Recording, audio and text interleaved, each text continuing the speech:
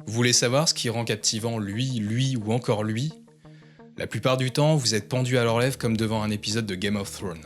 Ils vous hypnotisent rien qu'avec leurs histoires et leur manière de la raconter. Mais à cause des interruptions et des notifications à gogo, c'est clair que notre attention est de plus en plus limitée. C'est donc un tour de force de savoir retenir l'attention de quelqu'un, mais c'est surtout une véritable plus-value. Aujourd'hui, savoir convaincre est une nécessité pour négocier un salaire, un contrat ou un achat. Même pour séduire la femme qui vous plaît en rendez-vous. Vous devez vous démarquer des autres et faire qu'elle garde de vos échanges un souvenir ému qui la fera espérer vous revoir. Influencer est la capacité number one lorsqu'il s'agit de vendre un produit ou un service. L'acte d'achat est toujours motivé par une pulsion émotionnelle et si vous voulez un jour être votre propre patron, cette compétence sera la pierre angulaire de votre business. Être apprécié des autres pour sa capacité à raconter des histoires intéressantes vous mettra dans une position où les autres recherchent votre présence et vous invitent à leur soirée. Se faire entendre et respecter permet d'accroître l'estime de soi et d'entretenir sa santé mentale. Le problème, c'est que l'oral est plus périlleux que l'écrit. On s'expose au jugement immédiat des autres et même si les gens sont généralement bienveillants et évitent de vous blesser, ils n'en pensent pas moins et si vous êtes mauvais la première fois, il y a de grandes chances qu'ils ne vous accordent pas une deuxième chance. Le deuxième problème avec l'oral, c'est que c'est impossible de revenir sur son discours une fois que celui-ci est prononcé. Si vous faites face à un cafouillage, une hésitation dans les mots ou bien une confusion dans le déroulement de vos idées, il n'y aura pas de touche effacée comme sur un... Comment on appelle ça déjà Ouais, attends. Ouais, non, en fait, ça marche pas. Ce n'est pas un hasard si on parle d'art oratoire, car certains, à force de pratique, deviennent des maîtres de l'éloquence et leurs fans les admirent pour ça. Les chaînes de TV, avides d'audimat, ne s'y trompent pas et on a même vu récemment France 2 proposer une émission spécialement conçue pour promouvoir l'éloquence. Ceux qui l'ont vu auront pu assister à la victoire amplement méritée du jeune Bill François qui, dans une déclaration d'amour à la France, a conquis les téléspectateurs et les membres du jury.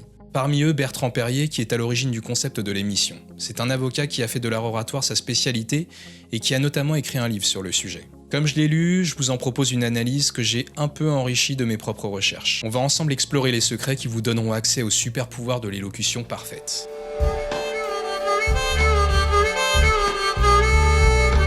Nous sommes malheureusement souvent prisonniers de notre vocabulaire. Remarquez bien les mots employés par vos connaissances. Ce sont très souvent les mêmes mots ou expressions qui reviennent dans leur bouche. Et s'ils s'aventurent à prononcer un mot moins fréquent et plus recherché, vous tiquez immédiatement. L'adulte français moyen possède environ 3000 mots de vocabulaire dont la moitié sont plus entendus que prononcés. Sur les 75 000 mots répertoriés de la langue française, on estime qu'un adulte très cultivé en connaît jusqu'à 3000.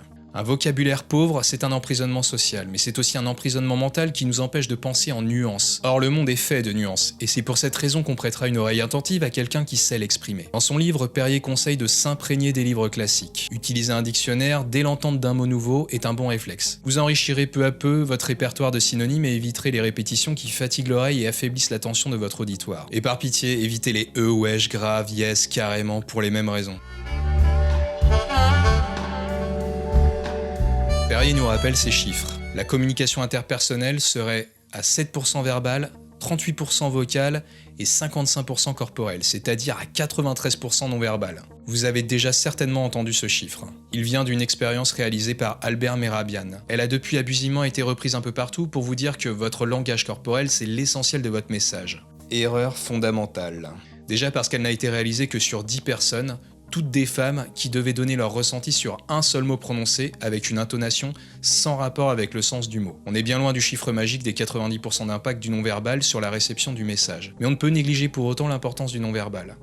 Aussi, les points importants à respecter pour afficher un bon langage non-verbal sont le maintien. Si vous êtes debout, ancrez-vous devant le sol face au public. Tenez-vous droit, les épaules vers l'arrière afin de mieux respirer. Si vous êtes assis, posez-vous sur le premier tiers de la chaise, ne vous mettez jamais dans le fond. Quoi qu'il arrive, montrez toujours vos mains, elles peuvent vous aider à souligner votre propos si besoin. Regardez votre public ou votre interlocuteur pour attirer leur attention. Regardez un point fixe si l'auditoire est large. Regardez dans les yeux chaque personne à tour de rôle si celles-ci sont moins nombreuses. Le corps ne ment pas. Cela signifie que votre inconscient s'exprime par le langage du corps. C'est parmi nos comportements les plus difficiles à contrôler. Nos interlocuteurs le savent inconsciemment. C'est pourquoi ils y sont particulièrement attentifs. Ayez un body language détendu et ouvert. Gardez les bras et les jambes ouvertes, souriez, évitez les gestes brusques. Supprimez les gestes parasites. Les mains dans les cheveux, se gratter le visage, faire semblant de chercher dans ses poches. Ajustez votre débit de parole à votre propos. Ralentissez dans le cadre d'une description et accélérez dans le cadre de l'expression d'une conviction. Articulez. Plus votre parole sera intelligible et mieux elle sera assimilée. Le problème numéro 1 de la prise de parole en public, c'est sans nul doute le trac. Il vient du fait de la peur d'être jugé par nos interlocuteurs ou par le public. L'erreur ici, c'est de surévaluer le jugement des personnes qui nous écoutent. Les autres sont beaucoup plus bienveillants à notre égard que nous le sommes nous-mêmes.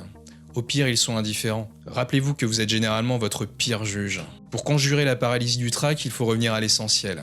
Rester calme, bien préparer l'introduction et la conclusion de son intervention. Se regarder de l'extérieur et surtout relativiser. Qu'êtes-vous et que représente votre intervention au regard de l'univers? Pensez à ces vidéos qui dézooment un sujet en s'éloignant de plus en plus du sol, puis du ciel, pour découvrir la planète perdue dans une galaxie, elle-même à la dérive au milieu d'un univers infini. La voix permet de faire passer les émotions. Certaines voix sont emblématiques. Balance tout, merde. Salut. Nous avons tous un timbre de voix qui nous est propre, mais ça ne veut pas dire qu'on ne peut pas la travailler pour la rendre meilleure. C'est la raison pour laquelle les artistes, les animateurs télé-radio ou les chanteurs prennent des coachs vocaux. Pour obtenir une voix qui captive votre auditoire, veillez à plusieurs choses. Contrôlez la puissance de votre voix. Il s'agit de trouver un équilibre. Trop faible, vous ne serez pas écouté, trop puissante, vous allez vite saouler. Du coup, ajustez-la en fonction des facteurs suivants. Le nombre d'auditeurs, la taille de la pièce, et enfin le contexte. Est-ce un discours formel ou bien confidentiel? Si votre auditoire doit faire un effort pour distinguer votre voix du bruit ambiant, vous allez vite le perdre. Donc pour augmenter votre puissance vocale, prenez conscience de votre diaphragme. Respirez par le ventre pour avoir une colonne d'air puissante et allez chercher votre voix la plus profonde ou la plus basse. Évitez à tout prix d'aller chercher dans les aigus, déjà parce que ça vous fatigue et en plus c'est pénible pour les autres. Dans ce cas, vous n'augmenterez pas votre puissance mais votre nuisance. Il est souvent conseillé d'utiliser la variation des tons et des débits pour illustrer avec plus de contraste la palette des émotions. Attention à cette pratique. Moi je dirais qu'il faut faire des micro-variations dans les tonalités parce que sinon vous risquez de donner le tournis. Les personnages charismatiques ne sont pas forcément ceux qui usent des variations, tout dépend de votre caractère. Un Lucchini peut se confronter à l'exercice avec succès là où un Poutine s'en sortira mieux sur le ton monocorde. Vous ne devez pas paraître trop bizarre aux yeux de vos interlocuteurs en partant dans une envolée lyrique sous prétexte que vous essayez la variation des tons. Privilégiez la cohérence et instillez par petites touches des variations de ton ou de rythme. Vous n'imaginez pas à quel point votre posture joue sur votre voix. Soyez relax et tonique à la fois pour que votre colonne d'air s'en trouve optimisée. Comment faire? Baillez et relâchez les muscles. Faites-le avant toute allocution. Vous articulerez mieux et réduirez le stress. Tenez votre dos droit et ressentez la colonne d'air qui va du ventre jusqu'aux cordes vocales. Relâchez votre ventre et faites comme si vous souffliez dans une paille. Et projetez votre voix comme si c'était un tube de son. Imaginez les mots venir du ventre plutôt que du cerveau. Vous devez absolument articuler votre pensée et votre raisonnement autour d'une structure cohérente. En fait, c'est un peu comme bâtir un château fortifié. Si vous construisez correctement votre muraille, vos contradicteurs ont du mal à pénétrer dans l'enceinte. Et vos auditeurs vont vous applaudir pour la construction elle-même. Ouais, mais concrètement, comment faire? Retenez bien le début et la fin de votre discours. Structurez le tout en vous rappelant des points importants qui jalonnent le point d'entrée jusqu'au point de sortie. Analysez bien le sujet et la question posée. Faut à tout prix éviter le hors-sujet. Illustrez votre propos par des exemples, des comparaisons, des histoires ou des métaphores. Tout ce qui peut donner du poids argumentatif à votre discours est le bienvenu. Soignez votre rythme, faites des phrases courtes, posez des questions, utilisez les interjections. Faut pas oublier qu'un texte écrit doit être adapté à l'oral. On n'a pas envie de faire une dissertation comme si on parlait devant une classe. Voilà pourquoi vous devez vous familiariser avec l'art de l'improvisation.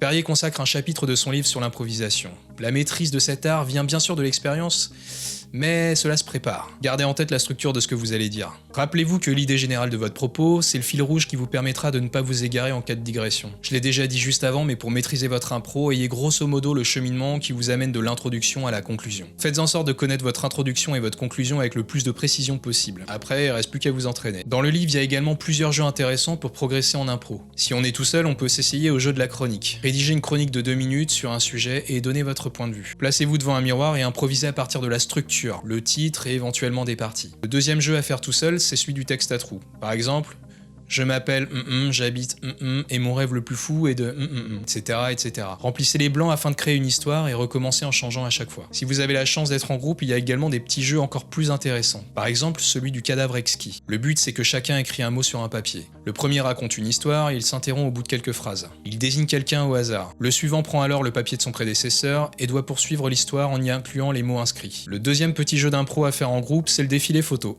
On peut le faire à 2 ou même à plus. Le but c'est de faire défiler des photos et à tour de rôle d'exprimer si vous les aimez ou non. Il va falloir justifier votre choix avec 1 ou 2 arguments. Pour rendre le jeu encore plus ludique, faites-le à la manière d'eux, genre Lucchini, Depardieu, Van Damme ou Stallone, et choisissez pour votre ami. Maîtriser l'art oratoire, c'est indispensable si vous voulez booster votre ascension sociale. Il suffit de voir la médiatisation fulgurante de François Boulot pour s'en rendre compte. Si vous regardez les actualités, vous avez pas pu le louper. Ce modeste avocat de province, qui est une figure emblématique des Gilets jaunes, est capable de mettre à terre ses contradicteurs par son éloquence. Juste avec ça. Pour résumer, être éloquent, c'est lorsque votre parole est fluide, personnelle, appropriée selon l'occasion, claire, mémorable, et adapté aux réactions de votre auditoire. Rappelez-vous également que c'est l'articulation cohérente et simple, et j'ai pas dit simpliste des idées entre elles, qui rend l'argumentaire percutant. Pour aller plus loin dans le livre, Perrier donne des conseils si vous passez un entretien d'embauche, ou encore si vous voulez crever l'écran au cas où vous seriez invité sur un plateau télé. Retrouvez-les dans la checklist de la vidéo que je mets systématiquement à votre disposition.